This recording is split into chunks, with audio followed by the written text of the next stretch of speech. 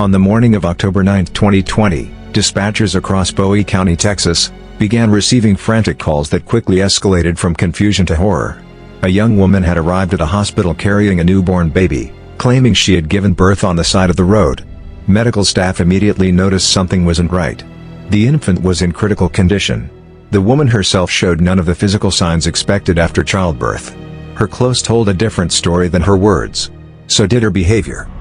As doctors rushed the baby into emergency care, nurses quietly alerted law enforcement. Officers questioned the woman, later identified as 27-year-old Taylor Renee Parker. Her story shifted under scrutiny. She insisted she had delivered the baby alone while traveling. But experienced medical professionals found the account medically impossible. While investigators were still trying to understand what they were hearing, another emergency call came in from just across the state line in New Boston, Texas.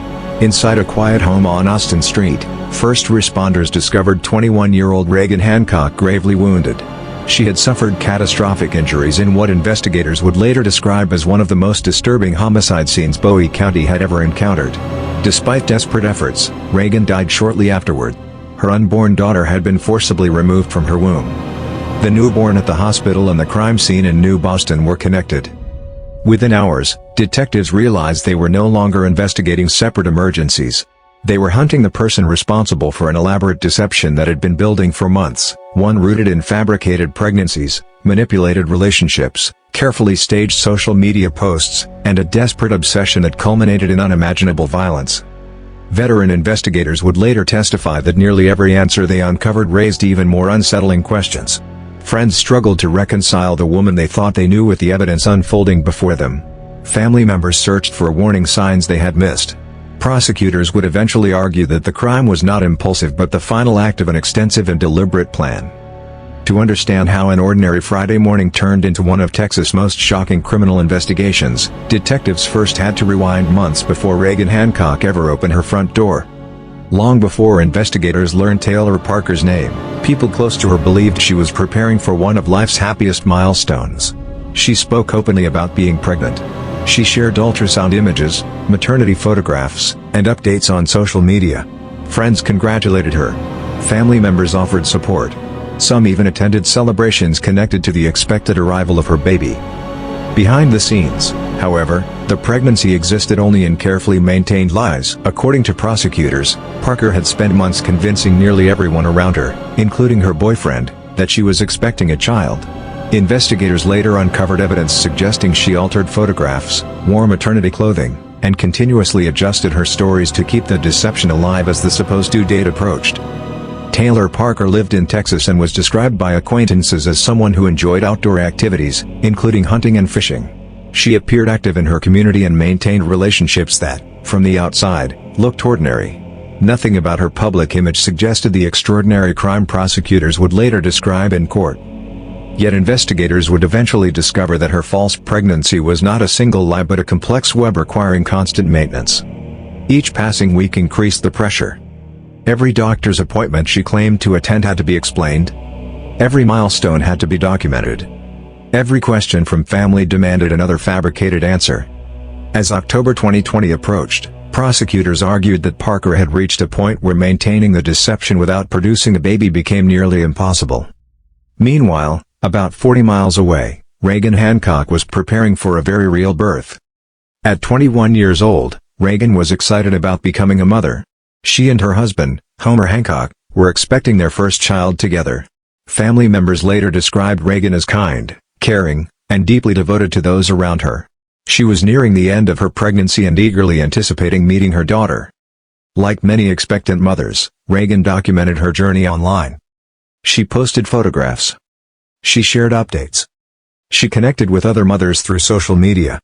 Those posts, investigators later determined, made her visible to someone with a dangerous secret. Among the digital evidence later presented in court were communications showing Taylor Parker interacting with Reagan through online platforms. The two women were not lifelong friends. Instead, investigators said Parker cultivated contact under the guise of buying baby clothing and supplies. Messages appeared ordinary. Discussions focused on maternity items. A meeting was arranged. To Reagan, it seemed like a routine exchange between two expectant mothers. To investigators, those conversations would later become critical evidence of planning. Detectives reconstructed weeks of digital activity, including internet searches, phone records, GPS data, and social media interactions. Together, they painted a picture that prosecutors argued demonstrated premeditation rather than spontaneous violence. Court testimony revealed that Parker researched subjects related to pregnancy, childbirth, and infants while simultaneously continuing to convince people she was carrying her own child. The lies expanded beyond casual conversations. Evidence introduced during trial suggested Parker had organized celebrations connected to the fictional pregnancy and continued making future plans involving the baby she claimed she would soon deliver. The deception reached into nearly every aspect of her daily life. Friends believed her. Relatives believed her. Even those closest to her remained unaware that no pregnancy existed. As detectives later explained, false pregnancies, sometimes referred to in criminal investigations involving infant abductions as pregnancy deception, have appeared in rare homicide cases across the United States. Such cases often involve escalating pressure when the expected due date arrives. But every investigation is unique, and prosecutors emphasize that Parker's actions reflected her own deliberate choices rather than an inevitable progression of deception. For Reagan Hancock, October 9th began like many ordinary mornings. She was home. She expected to meet someone interested in baby clothing. She had no reason to suspect danger. According to investigators, Parker drove to Reagan's home carrying more than cash for a purchase. Evidence recovered later suggested she arrived equipped with items prosecutors argued were intended to facilitate an attack in the abduction of Reagan's unborn child. Exactly what happened inside the house would be reconstructed through forensic evidence, physical findings, and Parker's own statements after her arrest. By the time neighbors noticed anything unusual, the violence had already unfolded. Some would later recall seeing a vehicle in the area. Others remembered nothing out of the ordinary. Inside the home, investigators believed Reagan fought desperately for her life. The confrontation ended with Parker leaving the residence carrying a newborn infant. Minutes later, she was racing toward Texarkana, still determined to convince the world that the child was her own. She could not have known that the story she had spent months constructing was already beginning to collapse. At the hospital, doctors were asking questions her lies could not answer. And back at Reagan's home, detectives were about to uncover forensic evidence that would dismantle every version of events Parker tried to tell. The investigation had only just begun. The drive from New Boston to Texarkana takes less than an hour. According to prosecutors, during that short journey Taylor Parker was attempting to preserve a deception that had consumed months of her life. By the time she reached the hospital, however, events were moving beyond anyone's control. Medical personnel immediately focused on the newborn. The baby girl, later identified as Reagan Hancock's daughter, was rushed into emergency treatment. Despite the efforts of doctors and nurses, she died shortly after arriving at the hospital. For investigators, two questions emerged almost immediately. Who was the baby's mother? And why did the woman claiming to have given birth show no medical evidence that she had recently delivered a child? Those questions quickly turned into a criminal investigation.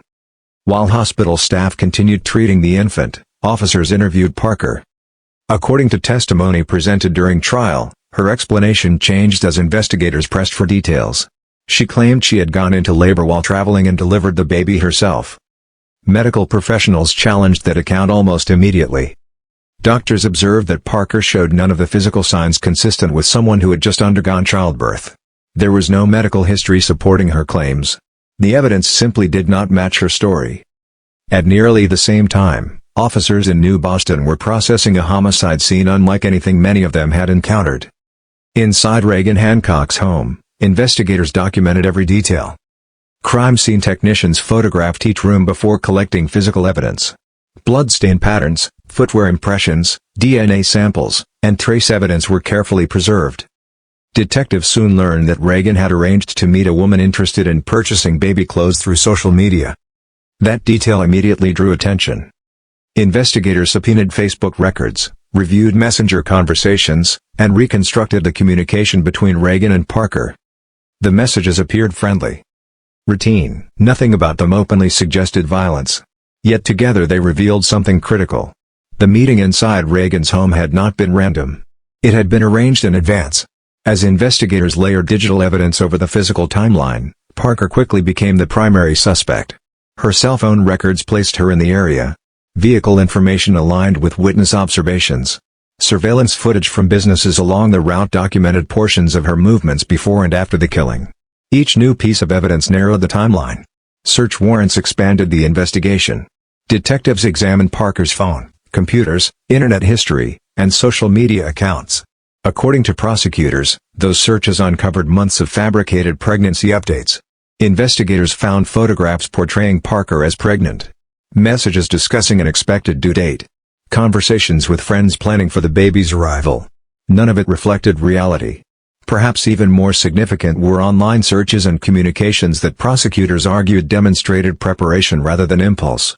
During trial, the state contended that Parker had researched topics relating to childbirth and had carefully maintained the false pregnancy long enough to convince those closest to her. Each discovery strengthened the prosecution's theory. This was not a crime born in a single moment of panic. It was the culmination of an elaborate deception. Meanwhile, detectives interviewed dozens of witnesses. Friends described Parker as excited about her supposed pregnancy. Others recalled baby showers and conversations about nursery preparations. Many were stunned when investigators informed them that Parker had never been pregnant. Some initially refused to believe it. Others struggled to reconcile the woman they knew with the mounting evidence. The same pattern emerged among Reagan's family and friends. They remembered her enthusiasm about becoming a mother. They described her generosity and optimism. Most had never heard of Taylor Parker until after the murder. The investigation eventually connected the two women through their online interactions and the planned exchange of baby clothing. The forensic evidence continued to accumulate. DNA analysis linked Parker to the crime scene. Investigators documented injuries consistent with a violent struggle. Medical examiners reconstructed the sequence of events as accurately as possible using autopsy findings and crime scene evidence. While prosecutors avoided unnecessary graphic detail during trial, they argued that the evidence showed Reagan had fought desperately before succumbing to her injuries. One of the most compelling aspects of the investigation came from timeline reconstruction. Detectives combined cell phone location data, surveillance cameras, transaction records, witness interviews, digital communications. Minute by minute, they traced Parker's movements before, during, and after the homicide. What initially appeared to be disconnected pieces of evidence gradually formed a single, coherent narrative. By the end of the first day, investigators believed they understood exactly what had happened. The remaining challenge was proving it beyond a reasonable doubt. Parker was arrested and charged with capital murder. As the case moved toward trial, prosecutors assembled hundreds of exhibits. Forensic experts prepared reports. Medical professionals organized testimony. Digital analysts documented months of electronic evidence. The defense, meanwhile, did not dispute that Parker was involved but challenged key aspects of the prosecution's theory, including whether the crime met the legal requirements for capital murder and raised issues concerning Parker's mental state. These arguments would become central themes during the trial. When jury selection finally began, the case had already drawn national attention. News organizations from across the country covered the proceedings. Courtroom seats filled early each morning. For Reagan Hancock's family, every day meant reliving unimaginable loss. For jurors, it meant examining weeks of testimony, forensic evidence, and digital records to determine whether prosecutors had proven that Taylor Parker had carefully planned one of the most shocking crimes Texas had seen in years. As closing arguments approached, the prosecution would tell jurors that the evidence pointed to one conclusion. The lies had begun months earlier. The planning had been deliberate. And on October 9, 2020, that deception reached its devastating conclusion. The jury now had to decide whether the evidence left any reasonable doubt. As the trial began in Bowie County, prosecutors presented the case as the tragic conclusion of months of deliberate planning. They argued that Taylor Parker had constructed an elaborate false pregnancy, manipulated the people closest to her, identified a vulnerable victim through social media, and arranged a meeting under false pretenses to steal the unborn child and maintain the deception. The defense did not deny that Parker was responsible for Reagan Hancock's death. Instead, defense attorneys focused on her mental health and argued that the jury should consider mitigating circumstances when deciding punishment. During the penalty phase, they introduced testimony about Parker's upbringing, personal struggles, and psychological evaluations in an effort to persuade jurors that a sentence of life imprisonment without parole was appropriate rather than the death penalty. Throughout the trial, prosecutors carefully walked jurors through the digital timeline.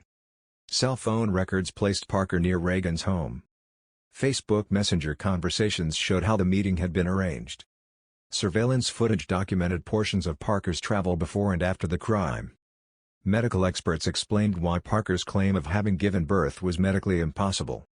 Forensic specialists connected the physical evidence recovered from the crime scene to Parker.